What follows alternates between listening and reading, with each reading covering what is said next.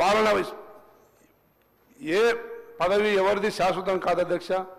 ఏ ప్రభుత్వాలు వారి అభివృద్ధి మీదనే ప్రజలు నిర్ణయాలు తీసుకుంటారు అధ్యక్ష. సంవత్సర కాలంలోనే ఇన్ని అభివృద్ధి పథకాలు, సంక్షేమ పథకాలు, అభివృద్ధి కార్యక్రమాలు ముందు తీసుకెళ్తుంటే మరి ప్రజలు ఇంకో 4 సంవత్సరాలు టైం ఉంది. ఆ 4 సంవత్సరాల్లో ప్రజలు నిర్ణయిస్తారు అధ్యక్ష. న్యాయ నిర్ణేతలు అల్టిమేట్గా ప్రజల అధ్యక్ష.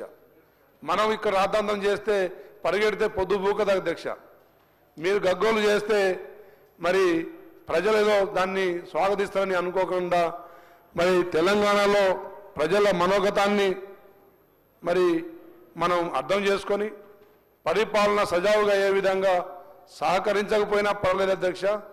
కానీ అవమానించే విధంగా వ్యక్తులను టార్గెట్ చేస్తూ ముఖ్యంగా ముఖ్యమంత్రి గారిని అదేవిధంగా మా మంత్రులను విమర్శిస్తే తెలంగాణ ప్రజానీకం ఒప్పుకోదని చెప్పి తెలియజేస్తూ ఇచ్చిన అవకాశానికి ధన్యవాదాలు అధ్యక్ష. Thank you. Respected Shri Palla Rajeshwara Reddy గారు.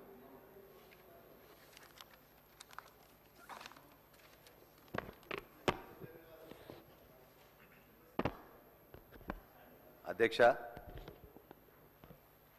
గవర్నర్ ప్రసంగంపై ధన్యవాద తీర్మానంపై భారత రాష్ట్ర సమితి పక్షాన మాట్లాడటానికి అవకాశం ఇచ్చిన మీకు ముందుగా ధన్యవాదాలు. అదేవిధంగా మా భారత రాష్ట్ర సమితి నాయకులు కల్వకుంట్ల చంద్రశేఖరరావు గారికి కూడా ధన్యవాదాలు తెలియజేస్తూ,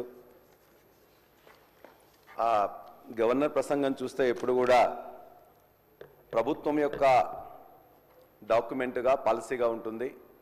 ప్రభుత్వం చేసిన పనులు, చేయబోయే పనులు మొత్తం కూడా కూలంకషంగా ఒక పాలసీ రూపంలో తీసుకురావడమే అది మా అందరికీ తెలుసు అధ్యక్ష.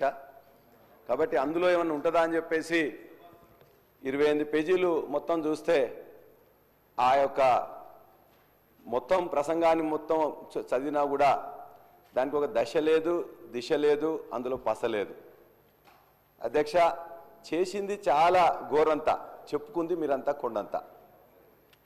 చాలా విషయాలు చెప్పారు, చాలా ప్రోగ్రెస్ ఉన్నది, చాలా మొత్తం కూడా ట్రాన్స్ఫార్మింగ్ చేస్తున్నాం అని చెప్పి కూడా చెప్పారు. ఖచ్చితంగా ట్రాన్స్ఫార్మింగ్ చేస్తున్నారు, కానీ నెగిటివ్ డైరెక్షన్లో చేస్తున్నారు అధ్యక్ష, పాజిటివ్ డైరెక్షన్లో కాదు. ప్రభుత్వం ఏర్పడక ముందు పార్టీలు ఖచ్చితంగా తమ యొక్క హామీలు ఇస్తుంటాయి. ఆ హామీలు ప్రజలు అడిగినా అడగకున్నా ప్రజల అవసరాల కోసం ఇస్తుంటాయి. మీరిచ్చిన హామీలు నిజంగానే కొంత టైం ఇవ్వాలనే ఉద్దేశంతో సంవత్సర పాటుగా మేము ఎక్కువ మాట్లాడలేదు అధ్యక్ష. మీరు ఎవరు ప్రజలు అడగకున్నా మీరు బాండ్ పేపర్స్ ఇచ్చిండ్రు, నమ్మకం కలిగించడానికి డేట్స్ ఇచ్చిండ్రు, అదేవిధంగా డెడ్ లైన్స్ ఇచ్చిండ్రు, కానీ వాటిని ఇప్పటివరకే అన్ని అంశాల మీద కూడా పదే తప్పిండ్రు అధ్యక్ష. దరిదాపుగా ఇవాళ ఇచ్చిన హామీలలో ఒక 10% మీరు మొదలుపెట్టింది, కానీ ఆ 10%లో కూడా అరకొరగానే ఉన్నాయి తప్ప పూర్తిగా ప్రజలందరూ విశ్వాసం కలిగించే విధంగా, వాళ్ళకు ఉపయోగపడే విధంగా ఏ ఒక్క పథకం కూడా ఇప్పటిదాకానైతే పూర్తిగా చేయలేదు అధ్యక్ష. మిగతా 90% హామీలు కూడా ఖచ్చితంగా ఇవాళ చేయలే. ఒక విధంగా చెప్పాలంటే ఈ ప్రాంతంలో నేను చదువుకోవడం కానీ లేకపోతే చూస్తే 19 ప్రజాస్వామిక ప్రభుత్వాలు ఈ తెలంగాణ ప్రాంతానికి ఇప్పటిదాకా 1951 నుంచి వస్తే, ఆ 1951 తర్వాత తెలంగాణ ఏర్పడిన తర్వాత 3 ప్రభుత్వాలు వస్తే, ఇన్ని ప్రభుత్వాల్లో కూడా ఇంత అప్రజాస్వామికంగా ఇంత అహంకారపూరితంగా ఉన్న ప్రభుత్వం మాత్రం ఎక్కడ లేదు అధ్యక్ష. అంతేకాదు అధ్యక్ష, అనుభవం ఏమితో ఇవాళ అత్యంత తక్కువ కాలంలోనే అప్రతిష్ట మూట కట్టుకున్న ప్రభుత్వం ఈ ప్రభుత్వంగా ప్రజలందరూ భావిస్తున్నారు అధ్యక్ష.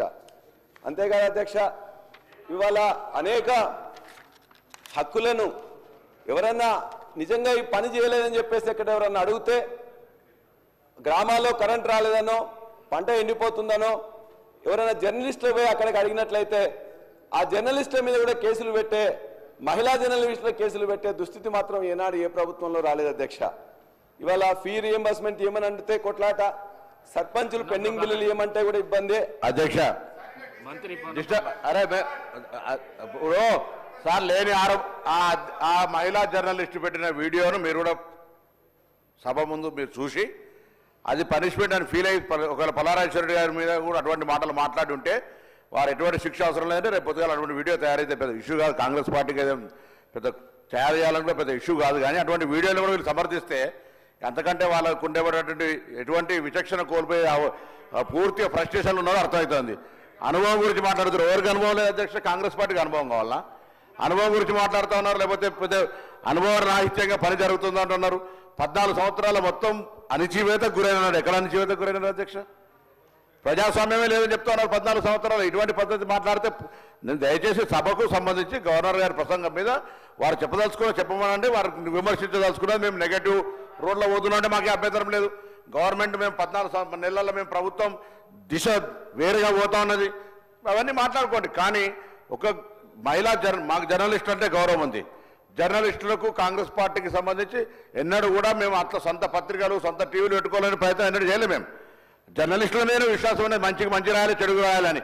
ఇక అంత పూర్తిగా భాష మరందరికీ ఒకసారి వీడియో చూస్తే ఆ భాషను ఎవరు వ్యక్తిగతంగా ఎవరి గురించి మాట్లాడుతున్నారు ఆ భాషను చూసినట్టయితే మేము సమర్థిస్తే సభ్యులు ఆ జర్నలిస్టుకు మద్దతుగా మాట్లాడినటువంటి మాట ఉపసంహరించుకోమని చెప్పుకోవడతారు. ఈ సందర్భంగా అన్నా ధన్యవాదాలన్నా, మీరు ఒక వారికి సింపతి ఉన్నందుకు. నేను అడిగేది ఏంటంటే అన్న, వారు మాట్లాడింది కాదు, వారు ఎక్కడైతే వారి యొక్క కొన్ని రికార్డ్ చేసి వాళ్ళు చేసినవన్నీ కూడా ప్రజల యొక్క భావాలుగా వచ్చినాయి. ఒకవేళ వాళ్ళు మహిళలు కాబట్టి నా రిక్వెస్ట్